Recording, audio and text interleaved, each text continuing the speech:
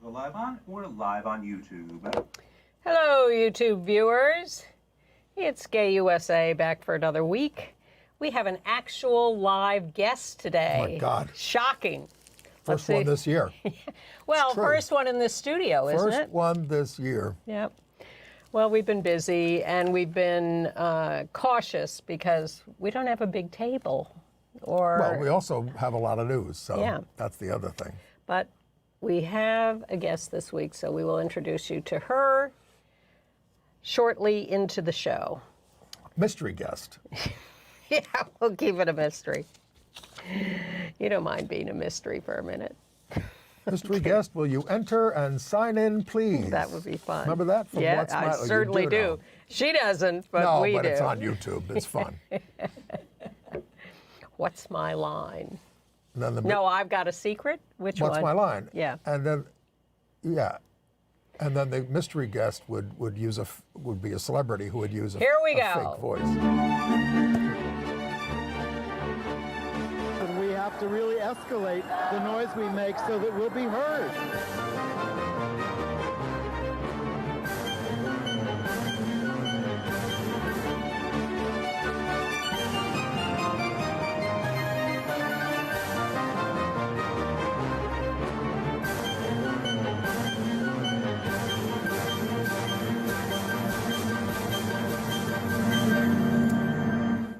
Welcome to Gay USA. I'm Andy Humm, and I got a haircut. Yes, you did. I'm Ann Northrop. I like his haircut. Thank you. Okay. I pay enough for it. Look, we're going to start this show by paying tribute to LGBTQ ally Phil Donahue, who really mainstreamed conversations on gay and AIDS issues and so much more. He has died at the age of 88. Yeah, and he was a significant figure in our history and evolution, so we thought we'd start with that. But then we will plunge into current politics, talking about the Democratic Convention, which kicked off with Tim Walz talking to the LGBTQ caucus at the convention in Chicago. The purge of all things LGBTQ continues in Florida. It's just an eternal story. But the real headline is Oklahoma Republicans are calling for the impeachment of their anti-LGBTQ state school superintendent. You might have read that George Santos is finally heading to prison. Yeah, looking forward to that. But we also have to talk about the murders of two transgender women in Texas. Another ally, Jenna Rollins, who starred in groundbreaking lesbian and AIDS-themed movies, has died at 94. Very exciting lesbian movie with Jane Alexander. African activists, LGBTQ activists, have met with the Pope in Rome. To what end, we ask? A legal breakthrough for a lesbian parent in China. Andy's been to the theater again and has seen the revival of Once Upon a Mattress, which opened on Broadway, and it's pretty gay, according to him. And our guest is going to be, in a few minutes, Marni Von Wilpert, out city council member from San Diego, a Democrat who won a Republican district. Very interested to talk to her about that. All Okay. right. Phil Donahue. Yeah. Such an ally. Of course, some people are going online and saying, who even remembers him? He hasn't been on television in 20 years. Well, that's why my original impulse was that we would not do him at the top of the show. But look, this show that he did was on from 1967, and he had a gay guest in 1968 before Stonewall when he was doing it out of Dayton, Ohio, and he took the risks to do things like that. He did. He was known for a number of things, including being a pioneer of bringing his audience into the conversation. It's hard to realize, but before Phil Donahue, people were not bringing audiences into the conversation. And when things got hot and very contentious, he would say, "We're all here to learn." And that's it was like a classroom. It was kind of. It was a little more, well, it was less pedantic than that because it was a conversation that went back and forth. So he has died at 88, survived by his spouse, Marlo Thomas. Here's a picture of them. They just set out and marched in the Pride Parade back there in 1991. They did it often. The two of them they wouldn't march with any particular group. They just came out and everybody knew who they were, and there they were. He really, well, at one point he said, that it had taken him a little while to really get hip to gay life and what the issues really were and what it was like to be closeted and all of that. But he was pretty unapologetic and straightforward about his support for the community, particularly the community of people with HIV, but across the board. Well, his audiences in Dayton and then Chicago and even in New York were often, housewives. Midwestern housewives in Dayton and Chicago, certainly, and who could take off and go to the show during the day. And they could often be kind of hostile. And he said, it taught me what homophobia was, Yeah. et cetera. Now, he did the first show. Now, this is before we even knew what caused AIDS. Yeah. He did a show in 1982 on AIDS in November of 1982. Here's a clip from that. A significant and serious disease has struck the gay community. And let's see how much sense we can make out of this at the outset. First of all, you don't have to be gay to get this. But most of those who are afflicted are members of the gay community. And an alarming percentage of those who are afflicted live in the New York City area. Although, again, our guest wants you to know that it is not exclusive to New York City. And as with so many things in medicine, researchers and lots of people who are working overtime trying to figure this thing out there's a lot of mystery attending it. And we really don't know all the answers. But we do have a good deal of tragedy that has already hit. Larry Kramer is here. Mr. Kramer is a screenwriter, producer of the film Women in Love and lots of other things. And he has, have you lost 17 friends? That's right, Phil. 17 of your friends have died. 17 very close friends, all men under 50 years old, all men at the peak of their usefulness to society, of their creative ability. This is over a 2-year period. My 17th friend died 2 weeks ago. And Larry didn't even know he had HIV at that point because we didn't know what caused it. Well, And this was 1982. 82. We had seen people get sick and die in the late 70s, but it wasn't until 1981 that this was first identified as a particular syndrome or issue, and we started investigating it. And the New York Times wasn't covering it in 1982. The mainstream CBS, ABC, all those things, they weren't covering it. It was about, and Phil Donahue picked it up. And, he did, and he went on to do a lot of shows on LGBTQ and AIDS issues, including one in 1990 he had a whole panel of ACT UP, and you may recognize the woman there towards the right of the screen. Oh, if only I could go back to Well, that's those Larry days. Kramer and Mark Harrington, Peter Staley, me, and Robert Garcia. yes. Larry and Robert have since died. Mark and Peter and I are still around. This was shortly after the St. Patrick's Cathedral action and arrest, so he brought us on to talk about that to a somewhat hostile audience, but everyone was hostile to us at that point. Well, one of the audience members said, I would support you, but not this way if you would just demonstrate outside. And there were a lot of us outside demonstrating too. And Peter Staley said, if we had just demonstrated outside, you would never have heard of us. It's true. Now, I did a second show with Donahue that was a little less admirable.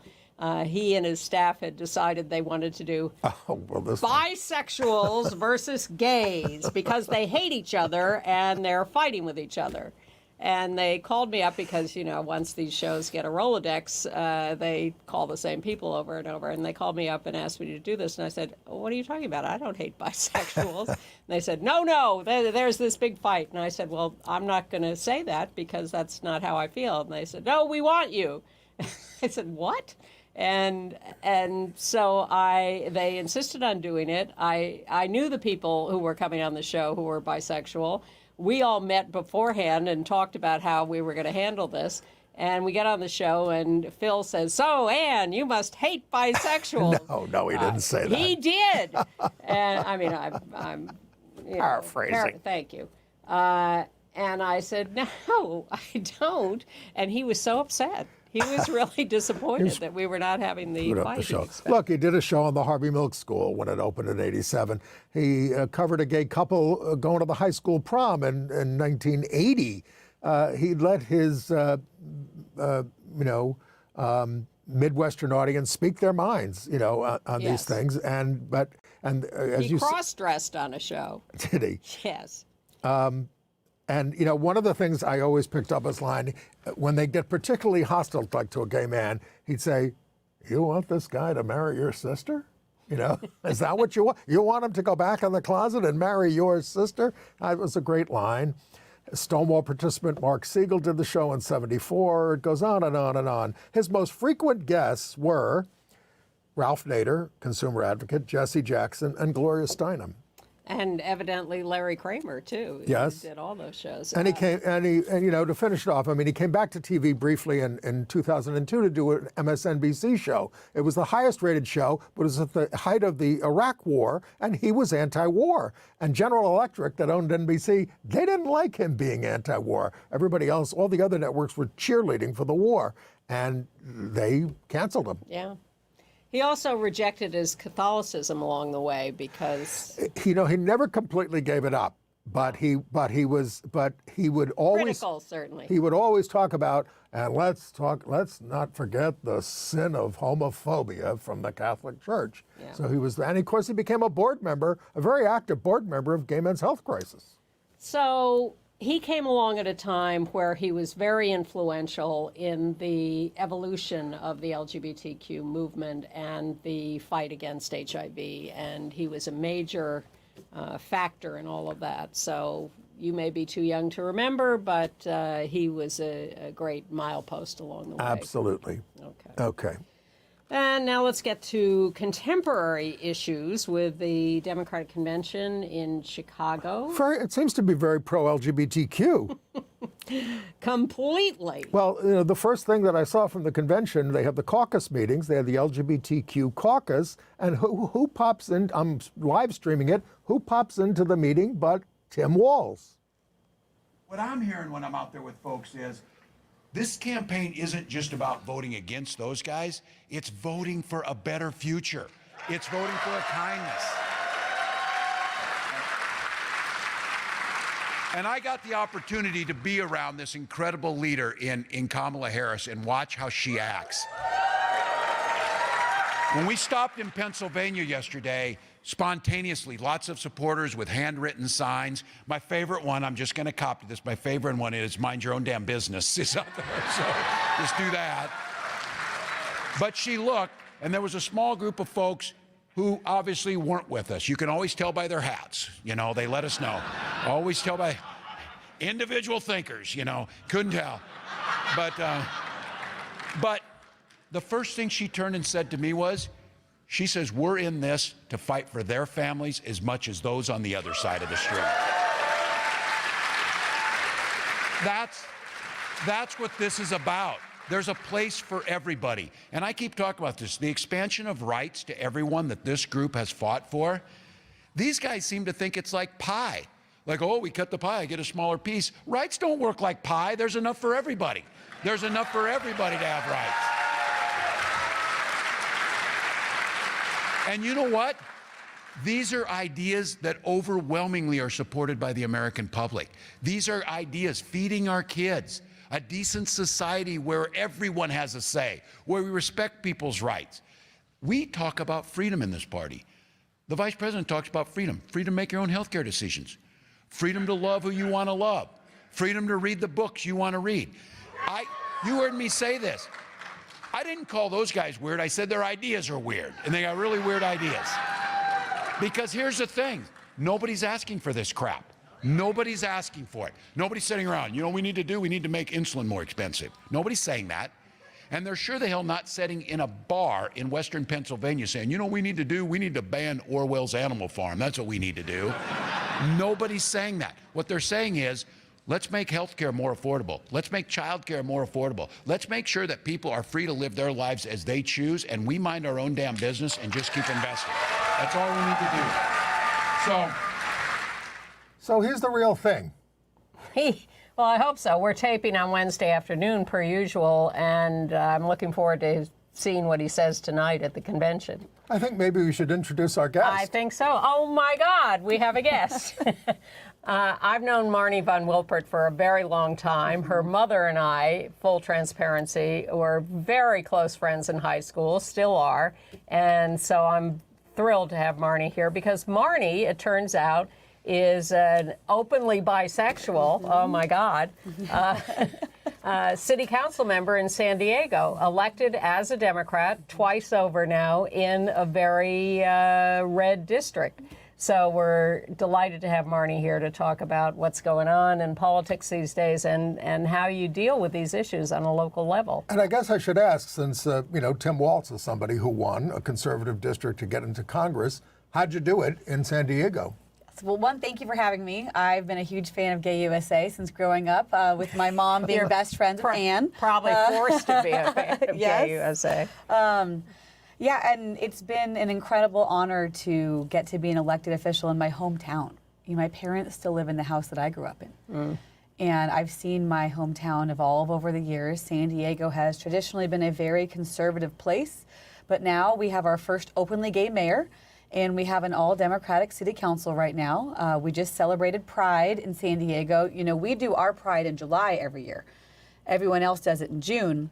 And the reason is one day in June it rained in San Diego, and San Diegans said, never again. We'll never again do it in June. So we always do ours in July. And people ask all the time, why do you run in a district that may be harder to win in? And the reason is, I'm from there. I grew up there, so I understand my district more than anybody else would. But two, there are students in school districts who are watching their trustees, even in San Diego County, ban the word LGBTQ from the sex ed curriculum. It happened a few weeks ago. So what are you doing about that? Well, I'll tell you, I'm still on a journey of learning how to do this job. Once you get elected, there is no manual, there is no training on how to be a good elected official, and so I'm learning. But one thing I have learned over the past few years is that there's power in responding with love. I'll tell more about that.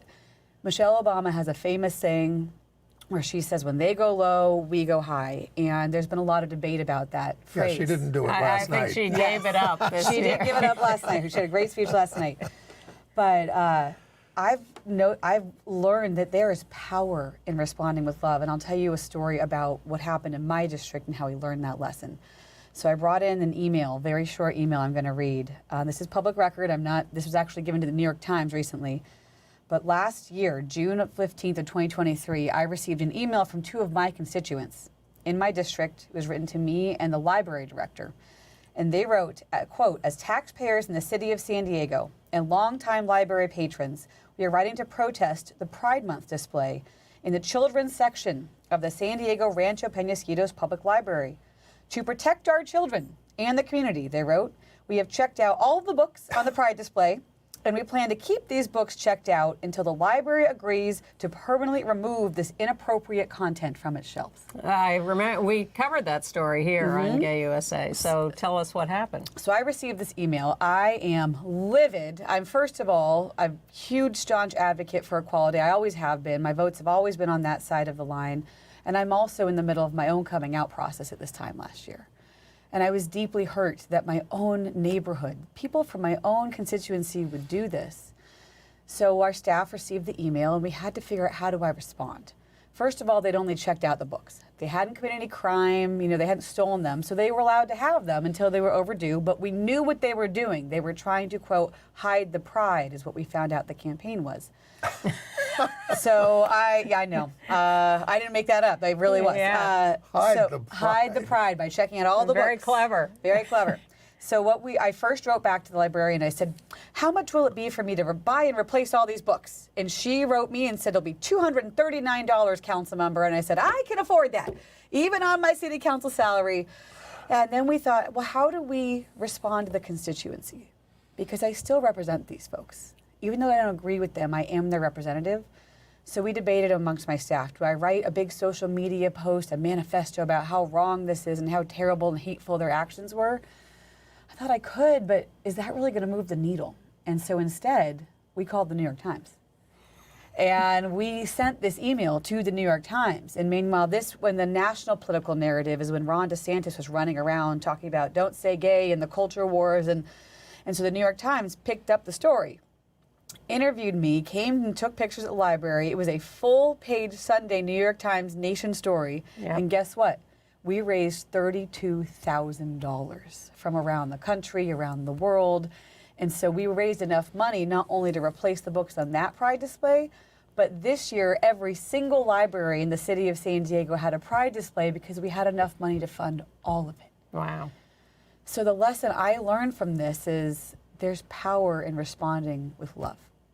And what about those constituents? Are they really, really, really angry at you? Well, guess what? They returned the books. Did they? They didn't want to pay the fines. They didn't want to pay the fines. And we had a community celebration a few weeks after this all happened in which the books arrived, and we had a LGBTQ family from around the county come in, and it was wonderful. But had I simply responded with a social media post that I was angry and upset and how much I hated this, I could have gotten some publicity and some comments on my social media, but I would not have made the change I wanted to see. So that is what I'm realizing, is there is power in love if we can harness this, and that's how I'm doing it. And it's also important that the young people still have access to the material all the time, and as we always say, it's all on the internet. No, seriously, I mean, Yes. what do these people think they're accomplishing by just taking a few books out? I have no idea. In fact, if you ban a book, it makes it even more popular. Yes. So more of that. Now, but I want to hear about your technique for campaigning. I mean, it was your local neighborhood. Presumably you knew a lot of people there, but how did you actually get yourself elected? And you've now been reelected, and now you're going to run for the state senate. So how do you run? Because we're curious about races this year all over the country where we're trying to make headway in these districts. Well, language really matters, in my experience. The way that you speak to other people really matters in a district where you're trying to convince folks who might normally not vote for you.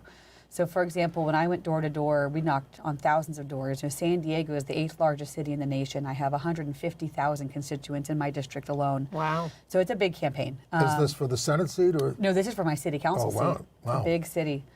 So when we were knocking doors and developing my literature that I would leave with voters, I had a big argument with my campaign consultant about one of my major platforms, which is gun violence prevention. I'm the Columbine generation. I was in high school when I sat in the news and watched those other high school kids lose their lives, and then we've seen the shootings through the years of Sandy Hook, Uvalde. We had it in San Diego. It's been awful, and so I wanted to run for office to make a dent, and we have. But I knew I could not go door to door in a red district in which I said gun safety was my priority, or gun safety laws. And my campaign consultant said, well, that's fewer words. It costs less to print that on a line than it does what I wanted, which was the phrase gun violence prevention. I was very key on that. So that when I knocked on someone's door and they saw and they said, what do you mean gun violence prevention? You're gonna try and take my guns? Say, no, sir, no, ma'am. You know, to be honest, who keeps me up at night is not the lawful, responsible gun owner. Who keeps me up at night? People who are gonna shoot a church or a place of worship or a gay nightclub in Miami. Those are the people who keep me up at night. And universally, they would tell me, well, yeah, that's different. And I say, I know. And that would open the door to having a very important conversation on a very hot topic, which is gun violence prevention. But it's because of the language I used. Similarly, I was a civil rights lawyer in Mississippi for years before I moved home to San Diego. And You entered the Peace Corps out of college. You went to Botswana to work on HIV/AIDS issues there. I did. You came back and went to law school and then founded a legal clinic in Mississippi connected with an AIDS organization. Yes, I was helping represent people who had HIV and AIDS in Mississippi who faced discrimination in housing, access to health care, employment. And while I was there, an initiative called the Personhood Initiative came to Mississippi, which they are attempting to change state constitutions to define a fertilized egg as a human being so that any kind of abortion would be murder. Which their Supreme Court basically did. Well, yes and no. But at the time, this was around 2012 or 2013, it was going to be a voter initiative on the ballot in Mississippi, and I got to help with the campaign. Planned Parenthood came, the ACLU came, and we were so careful with our language. We did not knock on doors or make phone calls talking about abortion because we knew we'd lose. Instead, we talked about the right to decide who your family is going to be, the right to in vitro fertilization, because that would have been outlawed under the Personhood Amendment. I know they've caught up with you now. Caught up with us now, but guess what? We won. Over 50% of the people voted it down, but we were careful about our language. And thus the language of the Harris-Walz campaign, which is all about freedom and personal responsibility. And joy. And Michelle Obama came out about having her kids by IVF in her speech last night. So that was quite interesting, and she just sort of casually slipped it in. So what is your goal in running for the state Senate? Yes, so the state Senate, it's going to be a big race in California. It's actually bigger than a congressional district. It's about 1 million people. And I am once again running in a pretty purple area. But the school district I mentioned earlier, which voted to ban the phrase LGBTQ from the sex ed curriculum, one of the trustees said to the local paper, he did that so it could be, quote, more palatable for the general community. This is a part of California that I would represent near San Diego. Okay. And right now they are represented by the Republican minority leader in the state Senate. He is not standing up for those students' rights. And he'll be termed out. It's an open seat. And I believe there are a lot of people who want better representation up in Sacramento. So that's one of the reasons I'm running. I'm very also excited about climate change and making sure we take care of our planet for the next generation, that we promote a government where everyone feels respected and loved and dignified.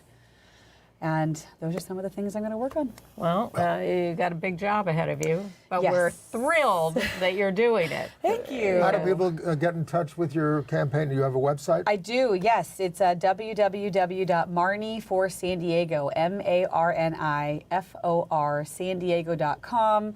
I'd love to hear from you, and after the New York Times story ran, I heard people around the nation, so I'd love for people to call in. Great. Well, now we're seen around the world, so who knows who you'll hear from. Thank you, Marni. Thank you. It's great to be able to see you and talk about this. So great to be here. Good luck. Thanks you. for your work. All right. So slide away, and we'll go back to We'll go other back to news. Tim Walz. Okay. Well, I mean, and apropos of sort of what we were talking about, when we already told you that when Tim ran for Congress, he came out for same-sex marriage, even though it was a conservative district. Right. But the gay student who, got him to start got actually the wife to help him start the Gay Straight Alliance in the school back in the 90s, tried to talk him out about, Tim, don't do that. You'll lose. We need you in the Congress, he said. So he said, this is who I am. I want to be authentic, and I want to be able to look my... His voice is more gentle than that. I want to be able to look my gay students in the eye. That's what he said. Well, by the time you see this will have happened, but I heard this morning that he's going to be introduced at the convention for his speech tonight by his ex-students. Oh. And I'm sure that some of them will be the gay students. Jacob Reitan. Yeah. Gwen Waltz, his wife, said that being an ally to LGBTQ students grew out of her Christian faith. She believes that her God, quote, creates people the way they are supposed to be, whether that is gay or straight. Well, now that you've mentioned God, I think we should get into another group that is supporting, the Harris-Walz people have been brilliant about creating these constituencies for the ticket. And one of them is now Evangelicals for Harris-Walz. And they have a little, a quite provocative little video that they put together. 30 seconds. You've been to the cross and said, Lord, I have sinned. I'm sorry for my sin. I'm willing to change my way of life. Have you ever asked God for forgiveness? That's a tough question. I'm not sure I have. I don't bring God into that picture. I don't. Trump credit for being honest in that interview. Yeah, of course, the quote-unquote evangelicals that are supporting him, they don't worship, Jesus Christ. They worship him. And I don't think Billy Graham would be supporting Harris. I suspect his son, Franklin, is supporting Trump. He got along with all the presidents. Yes, he did. But his granddaughter is supporting Harris. Okay. And she's Jerusha Duford. She's with them. And by the way, just as a side thing, I read in the paper today that Nigeria is persecuting evangelicals and shutting them down. Shutting their churches down. So I'm for freedom of religion. Can't we all just get along? Anyway. There is a group, Trans Folks for Harris. They held one of these calls the other night. 1,000 people on the call, raised some money for them. Yeah, they had 200,000 on the evangelical thing, but I'm happy to see that the Harris campaign has assembled hundreds of lawyers across the country to counter the planned aggressive Republican efforts to challenge the votes in the election results. Well, I keep seeing this guy, Mark Elias, on MSNBC, who talks about he's the one who brought the 62 lawsuits against Trump, or beat Trump's 62 lawsuits for election interference. And he's relentless and brilliant, and they're preparing. But in Arizona, they're challenging 40,000 new voter registrations, saying, you didn't provide citizenship at the time of registering. The Supreme Court's going to decide that this week. This is why Trump says don't bother to vote. The Victory Fund is urging a pink out, by the way, at the convention on Wednesday night as we tape, telling LGBTQ delegates to show their pride by wearing pink. There's about 700 to 800 LGBTQ delegates. Not that many when I was a delegate. In 92. Nor I. Yes. 84. But there are a lot of great speakers. Robert Garcia continues to impress me. I should have asked Marni about him. From Long Beach, California, 2-term mayor, but an immigrant and therefore not eligible to run for president, as I would like him to do eventually. The Democratic platform was released. It contains a whole section on LGBTQI issues and AIDS issues, but it also integrates us into many of the other topics that they're talking about: judiciary, education, racial equality, And they're having very much fun with their big mock-up of the Project 2025 platform. They've got this huge book. It's very cute. What I want to segue to Trump. Well, they had lots of Republicans speaking at the Democratic convention. Stephanie Grisham was terrific. And by the way, before we leave that, recall that we told you that Melania Trump spoke at a log cabin fundraiser in April at Mar-a-Lago. One of her only 5 appearances she's made on behalf of her husband. Now we learned log cabin had to pay her $237,000 to do it. $237,500. Oh, excuse me. Yes, to speak at Mar-a-Lago. They claim to have raised $1 million at that event, which I think is their excuse for having paid her that much. Donald's not willing. I don't believe it. Donald's not willing to pay that much to have her come out for him. There was no, he's not. But there was almost no one there. You remember that Mar-a-Lago event? There were like a dozen people there. It was all a Rick Grinnell put-up job. It was terrible.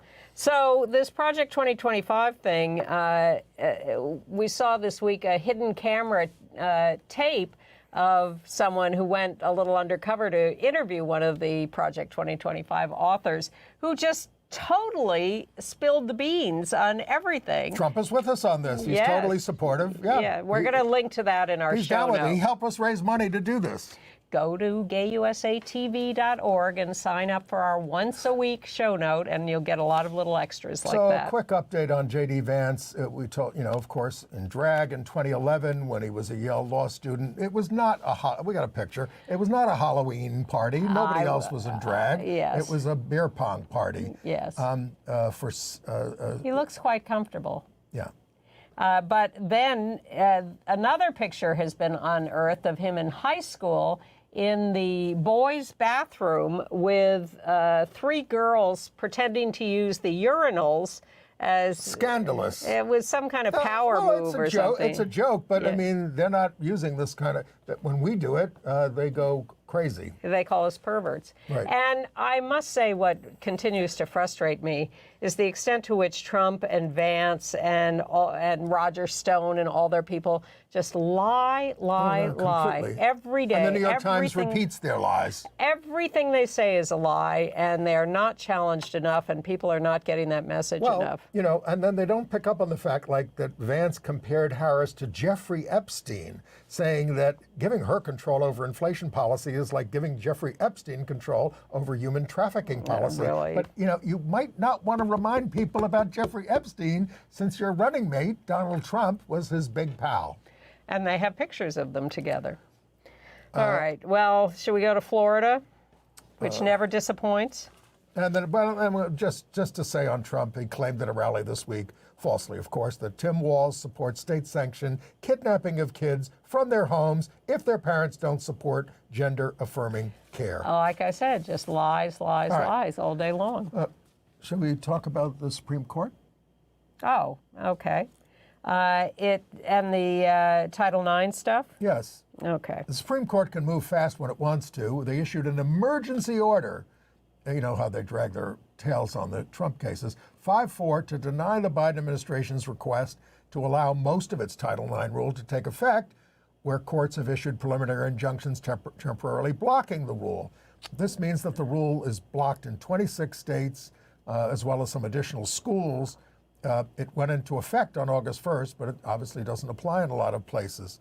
Well, and once again, Judge Reed O'Connor in Texas, who is one of these take all your cases to Reed O'Connor, and he will rule in your favor for the right wing, and you can get anything you want done, and he'll make national rulings. Well, he just ruled that Title IX cannot be expanded. Its sex discrimination clause cannot be expanded to include sexual orientation and gender identity. I was disturbed to read in the Supreme Court case, it's an unsigned order, but they were unanimous that the plaintiffs were entitled to preliminary injunctive relief as to the provisions of the rule, including the central provision of that newly defined sex discrimination to include discrimination based on sexual orientation and gender identity. So this means they all went along with that. That's really alarming. Yes. I mean, the court already has held that it applies to job discrimination. So the Biden administration issued a rule that said we're going to expand non-discrimination rules to include sexual orientation and gender identity in schools. And then the states rebelled, and half of them said we're not putting that into effect. And the Biden administration tried to challenge those bad states, and the Supreme Court said, no, you have to let the whole thing work through the system. We're not going to lift those injunctions that the states have imposed. All right, let's talk about book trashing in America. This is really alarming. Florida. The once liberal New College of Florida, now desanticized by the wicked governor, sent hundreds of library books to the dumpster, including many on LGBTQ and race themes. The school emptied the school's Gender and Diversity Center completely. It's the books. It's just. To see this, it's like I don't like saying this, but it's like Nazi Germany when they burned books. They are trashing books. The students and progressive faculty said, "Look, can't we just donate these books or sell them?" And they were told, "No, these are bad books. We must get rid of them. You cannot pass them off to anybody else." Now, you also remember that we were talking about former Nebraska Senator Ben Sasse going to Florida to become the president of the University of Florida, and we were bemoaning that because he's such a right-wing crazy. Well, he has now resigned his post at the University of Florida. Yes, it turns out that he's very corrupt and was giving millions of dollars to his Republican friends in illegal contracts. So he's out.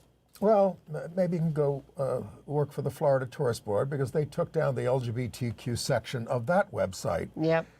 And then also in Florida, out trans Ashley Brundage, 44, a DEI educator and former bank executive. She won the Democratic primary trans to represent Tampa. in the Florida House. Yes. Overwhelming favorite now in the final election. Endorsed by the Tampa Times. She is a star and was favored to win this race big, and she did. But she is armed with a letter congratulating her from Ron DeSantis for some work she did in bringing economic development to Tampa.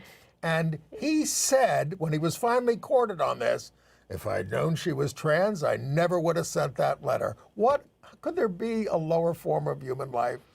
I know Marni is urging us to be more loving, but it's very hard in the case of Ron DeSantis. I think she'll forgive us on this. We'll see.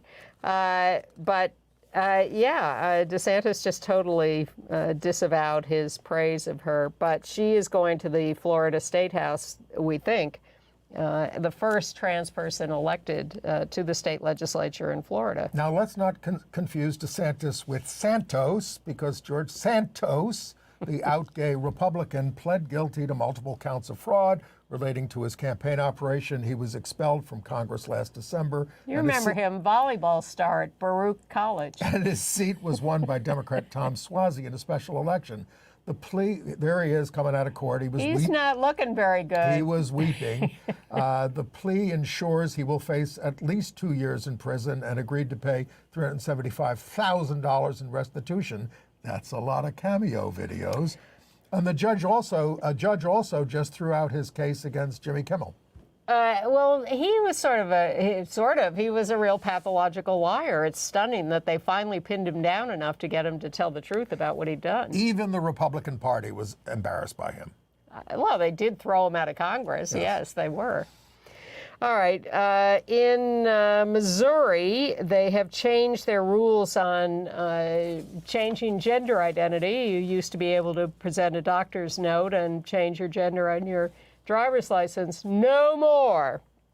Now you need proof of surgery or a court order to be able to change your gender on your driver's license. And this was just done by an agency, not by law.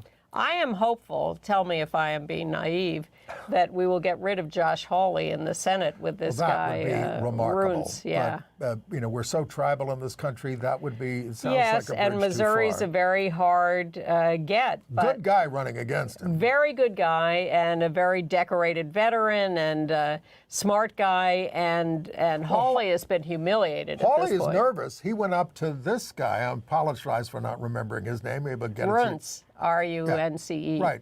Say no. I think it's Kunz. Kunz. I think Runz is the guy in Minnesota. Whatever. But, anyway, but Hawley went up to him at the state fair and said, "When are you going to debate me? When are you going to debate me?" And the guy's like, "Whoa, take it easy. What are you nervous?" What's wrong with you, Josh? I'm happy to debate you. I've invited you to debate. So that's one of the ones where I am naively hopeful that we might make progress in the Senate. In Kansas, a woman who worked for the state highway patrol was fired after she came out as transgender in 2022. She just won a $50,000 settlement signed by Governor Laura Kelly and 8 leaders of the Republican-controlled legislature. In New Hampshire, 2 families of trans teens are challenging the law that Governor Sununu just signed that banned trans girls in school sports. And as that case progresses, a judge has said that one of these girls can play soccer. There she is. So good for you. In Oklahoma, wait for it, 8 House Republicans are calling for an impeachment investigation of the state's virulently anti-LGBTQ superintendent of public instruction. We got a picture. What's that? I got a picture. Oh, okay. Got a picture of him there. Ryan Walters. Ryan Walters. For all kinds of corruption, not following policy, bad role. He's a terrible role model for kids. In St. Paul, Minnesota, a sperm donor, Chris Edrington, sued for paternity rights. He had provided sperm to a lesbian couple. The women had agreed to an open family situation where the child would know their father and there would be visitation, but he wanted to have full custody of the child.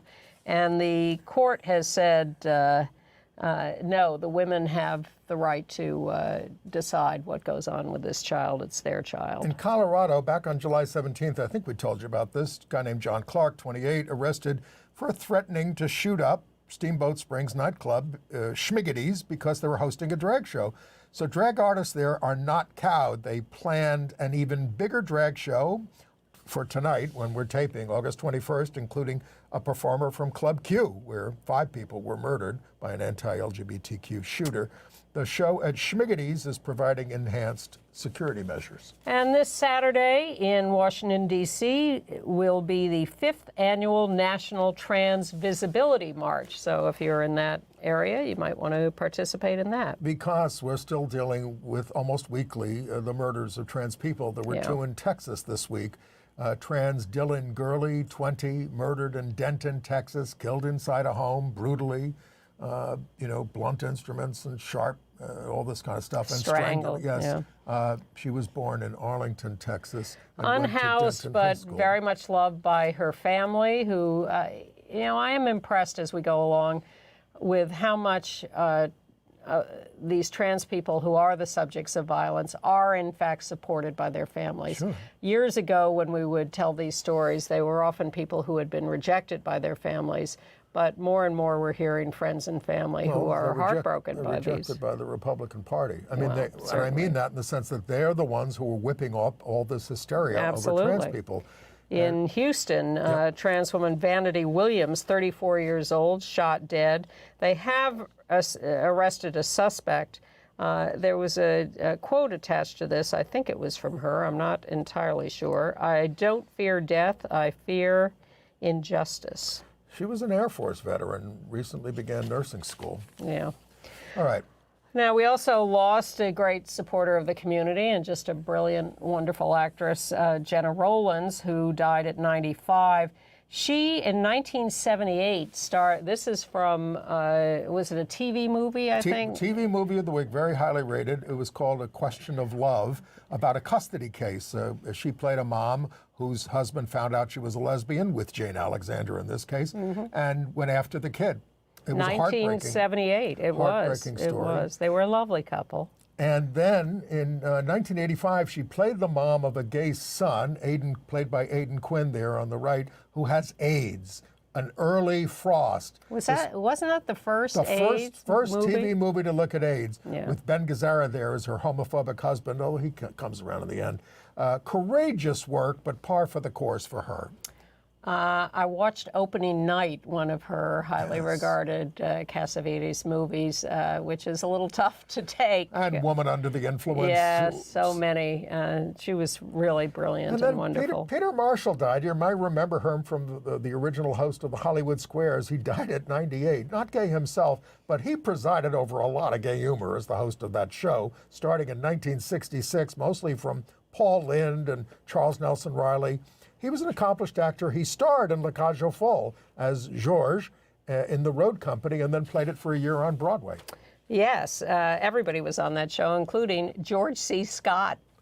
Really? Yes. I can't imagine. I read deeper into these obits than you do. I can't imagine George well, neither C. could I, Scott but on the Hollywood Squares. Well, the guy who wouldn't pick up his Oscar or rejected it. Yeah, well. For Patton. Yeah. All right, international news? Yeah, okay, yes. The Bulgarian Assembly has passed a law banning any mention of LGBTQ lives in schools. This is a European Union nation. Imani Khalif, the Olympian boxer from Algeria, whose gender was questioned, is suing J.K. Rowling and Elon Musk for criminal cyber moral harassment. And they're looking into naming Donald Trump in the suit. She's a woman. Yes. It's on her birth certificate. That's all the right wing usually cares about. Yep. Pope Francis continues to what a guy. Blow hot and cold, but he just met with Ugandan LGBTQ activist Claire Bayarugaba. She kissed him on both cheeks, both smiling broadly there. The Pope denounced Uganda's draconian anti-homosexuality act, the Kill the Gays law. And violence against LGBTQ people, he said, was unacceptable. She is the DEI officer for a group called Chapter 4 in Uganda. And then he met with the Ghanaian gay activist Ebenezer Piga, where a Kill the Gays bill is pending. He said, Francis encouraged us to keep fighting for your rights. Piga's director of something called Rightify Ghana. Now, Holy Father, all you have to do is get rid of the anti-gay policies in your church. Maybe you'd like to make all your gay priests feel a little better about being there. Yes. And how about letting women be priests? Wouldn't that be nice? Yes. Of course, I won't get into my anti-religious feelings.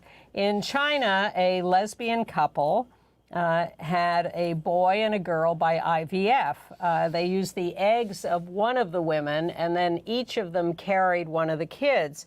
And then they separated. So the one whose eggs were not used is suing for joint custody. Yeah, I should say they're estranged. They can't divorce in China because it's not recognized. Right. So, yes.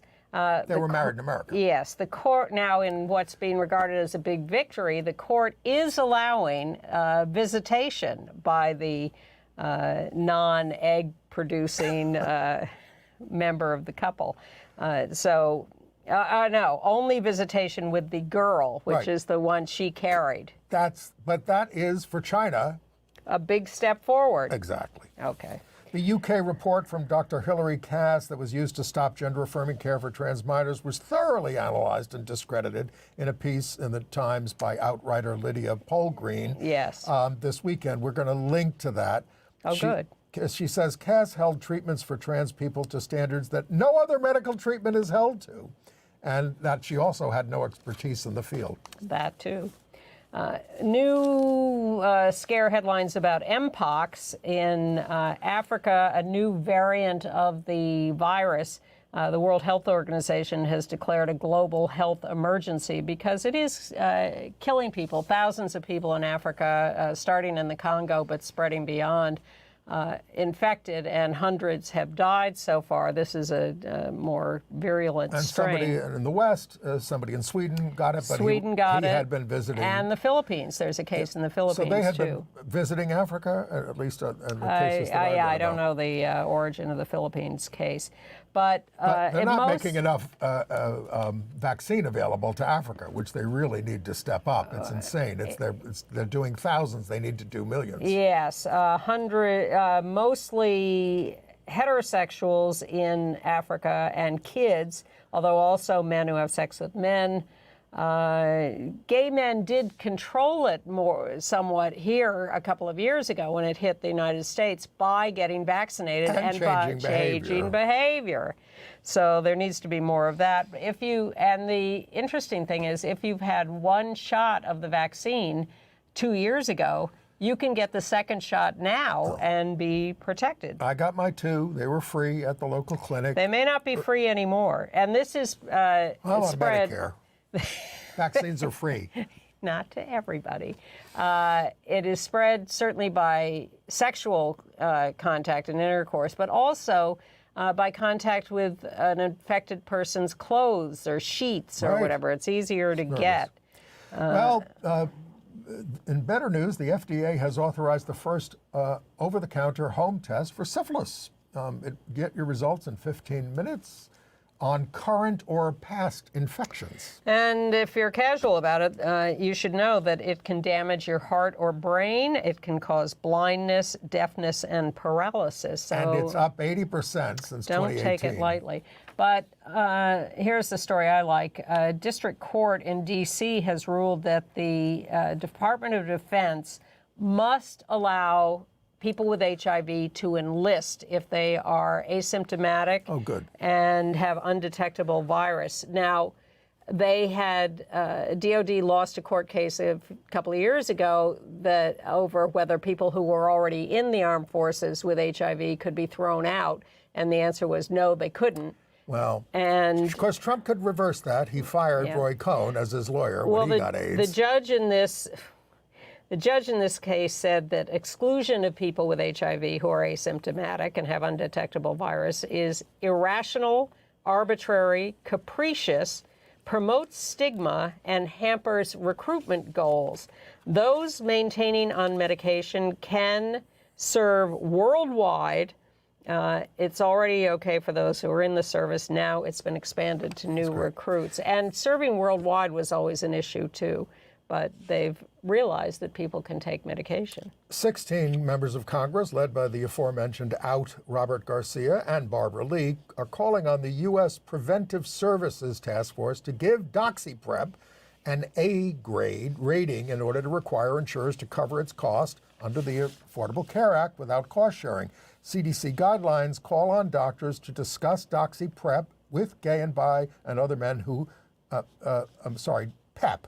This is PEP, DoxyPrep. Post-exposure. Post-exposure. You have a exposure, you take this right away. It's basically an antibiotic that can be taken right after sex to prevent syphilis, gonorrhea, and chlamydia. It does not protect against HIV, Mpox, or other viral infections. That's a separate drug. And San Francisco health authorities say DoxyPrep is working there against syphilis and chlamydia, which are trending down. It's a harder row against gonorrhea, which has a lot of resistance.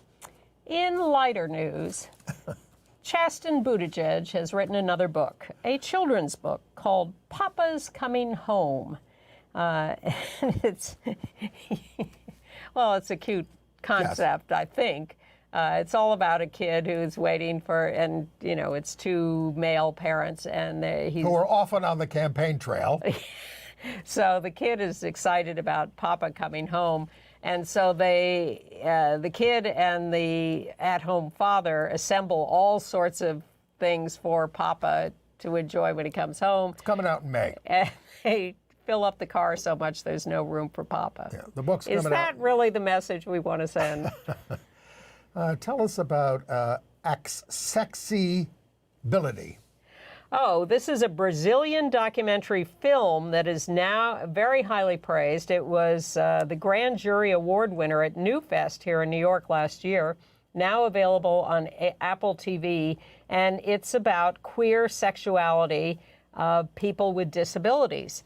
Very provocative, very explicit, and very, very popular at the film festival.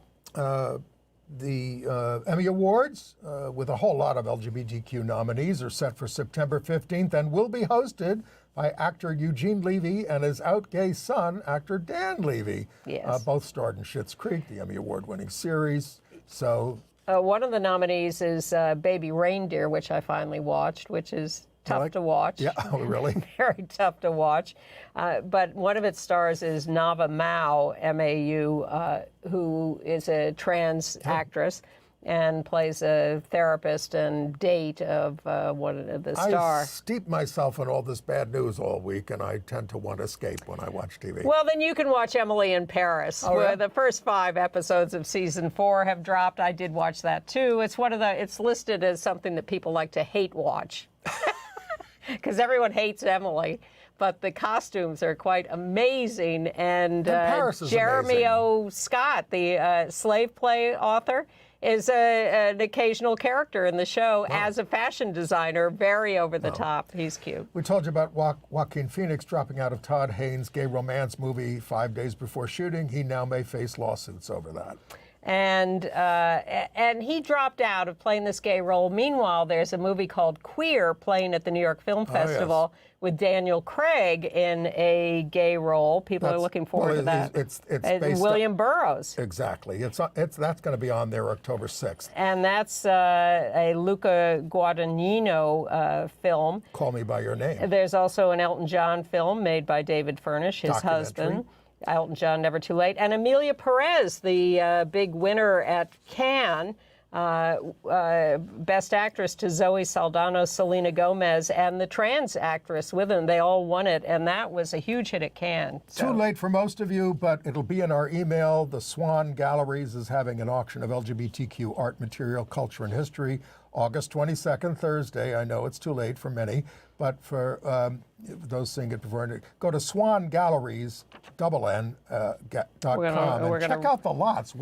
It's great stuff. Ilana Glazer, star of Broad City, says being pregnant made her embrace her binary status more. I can call her she, but she also goes by they. And I saw Once Upon a Mattress, the show that made a star out of Carol Burnett back in the 50s. It's back on Broadway with the sensational Sutton Foster as the rough-hewn princess who is tested by a pea under 20 mattresses. There's a picture there. But this was by Mary Rogers, co-starring without gay Michael Urie as Prince Dauntless. And it's, we're out of time. It's fun. See you next week.